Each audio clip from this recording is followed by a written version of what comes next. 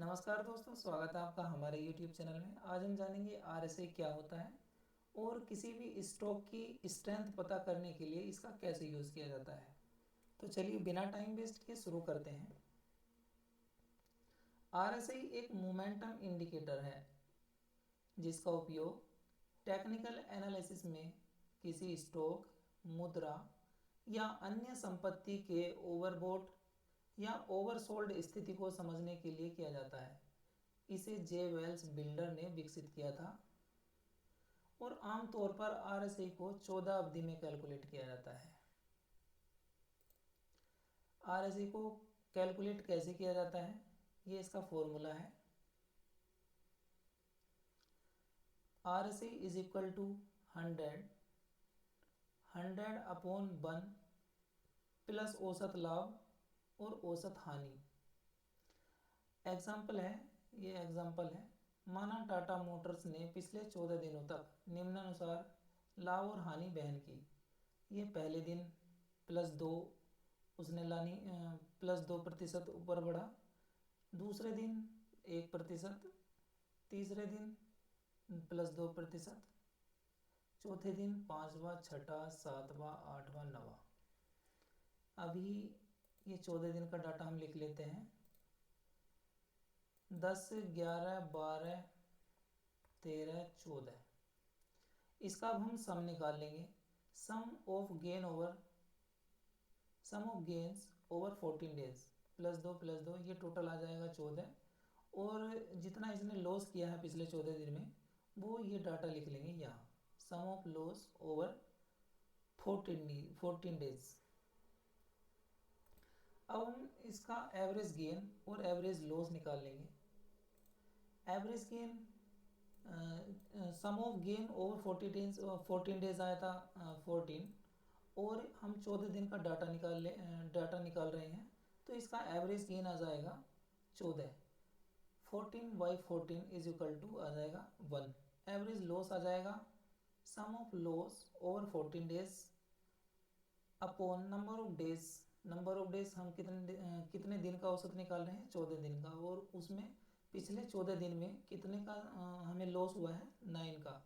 तो इसको अगर कैलकुलेट करेंगे तो आ जाएगा 0.64। अब इसका रिलेटिव स्ट्रेंथ निकालेंगे, मीन्स एवरेज गेन और एवरेज लॉस। एवरेज गेन और एवरेज लॉस निकालेंगे तो 1.56 इसकी वैल्यू हो जाएगी। RSI का फॉर्मूला लगा देंगे। 100 minus 100 upon 1 plus average gain plus average loss.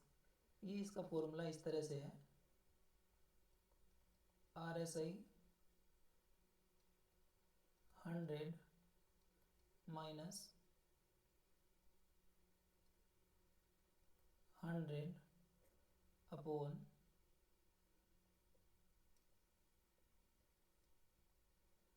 1 plus, ये कुछ नहीं है, 1 plus average gain upon average loss. इस तरह से फॉर्मूला है। ये इसका ये है फॉर्मूला, ये इस फॉर्म में लिखा हुआ है। तो 100 माइनस ये सब करेंगे, इसका कैलकुलेशन करेंगे तो आ जाएगा 100 माइनस 100 अपॉन 2.56। तो इसका RSI आ जाएगा 60.94, मतलब 61 के लगभग। और हम इसका विश्लेषण किस प्रकार करते हैं, यदि RSI 70 से ऊपर है तो उसको ओवरबॉट मानते हैं। मतलब अब स्टॉक की कीमत जो है ओवरबॉट हो गई है, बहुत ज़्यादा लोगों ने खरीद लिया है, तो संभवतः अब ये नीचे आने का प्रयत्न करेगा। इसका मतलब ये होता है। बिलो 13 अगर है तो हम मान लेते हैं कि ओवर सोल्ड है, मतलब बहुत ज़्यादा लोगों ने उसे बेच दिया है, अब संभव है कि वह ऊपर आने की कोशिश करेगा। यदि 30 और 70 के बीच है तो उसे न्यूट्रल मानते हैं, मतलब ना ही ओवरसोल्ड है और ना ही ओवर ब्रोट है। मतलब स्टॉक जितनी उसकी वैल्यू होनी चाहिए उतनी रेंज में वो अभी ट्रेड कर रहा है। इसका एग्जांपल देख लेते हैं। ये हमने टाटा मोटर्स का एग्जांपल लिया था। ये हमने इसमें एक इंडिकेटर लगाया है RSI, ये 14 डेज मतलब 14 पीरियड का कैलकुलेशन होता है इसमें, तो हमने ये डे का चार्ट लगा रखा है।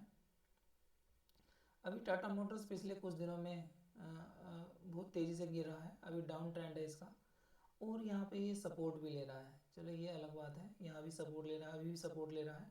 अगर ये इसको भी तोड़ता है, इस वाले सपोर्ट को भी तोड़ता है, तो चांस है कि ये नीचे आएगा। अब जैसे कि यहाँ आया था, ये यहाँ देख लेते हैं, ये 70 है, ये 70 है और ये 30 है। अगर इससे ऊपर जाता है तो ओवर सोल्ड, ओवर बोट हो गया, और इससे नीचे जाता है तो ओवर सोल्ड हो गया। अगर इसके रेंज में चल रहा है, इस रेंज में चल रहा है, तो ये एक अच्छा स्टॉक है, मतलब ना ही तो ये ज़्यादा महंगा है और ना ही ज़्यादा सस्ता है। तो हम इस पीरियड को, इस रेंज को हम एक बेहतर रेंज मानते हैं किसी भी स्टॉक में ट्रेड करने के लिए। तो चलिए दोस्तों, आज के लिए इतना ही, मिलते हैं नेक्स्ट वीडियो में, तब तक के लिए धन्यवाद।